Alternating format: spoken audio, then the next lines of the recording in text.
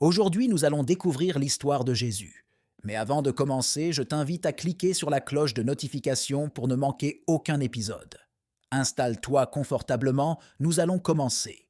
Une nuit étoilée. Des bergers gardant leurs moutons ont vu le ciel s'illuminer d'une lumière extraordinaire. Des anges sont descendus du ciel en chantant des mélodies joyeuses pour annoncer la naissance de Jésus, le Sauveur promis. Guidés par cette belle lumière et les chants des anges, les bergers ont trouvé le petit Jésus et ont été remplis de joie et d'émerveillement. Wow!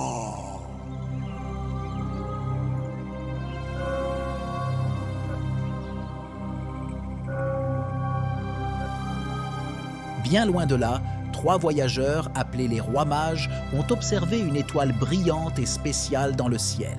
Sachant que cette étoile annonçait la naissance d'un grand roi, ils ont suivi son éclat à travers des déserts vastes et des montagnes lointaines, apportant avec eux des cadeaux de grande valeur, de l'or, de l'encens et de la myrrhe. Jésus a grandi en étant aimé par sa famille et admiré par beaucoup pour sa sagesse et sa gentillesse. Il a raconté de belles paraboles, a fait des miracles étonnants comme calmer des tempêtes, guérir les malades et même marcher sur l'eau.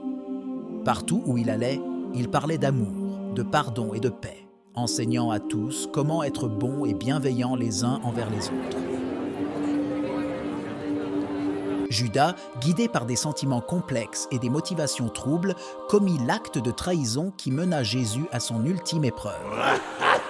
La nuit, avant que cela ne se produise, Jésus partagea un dernier repas avec ses disciples, un moment empreint d'amour et de tristesse, car il savait ce qui allait bientôt se passer. Il parla de trahison, mais aussi d'amour et de pardon, des thèmes qui allaient bientôt être mis à l'épreuve de la manière la plus dure.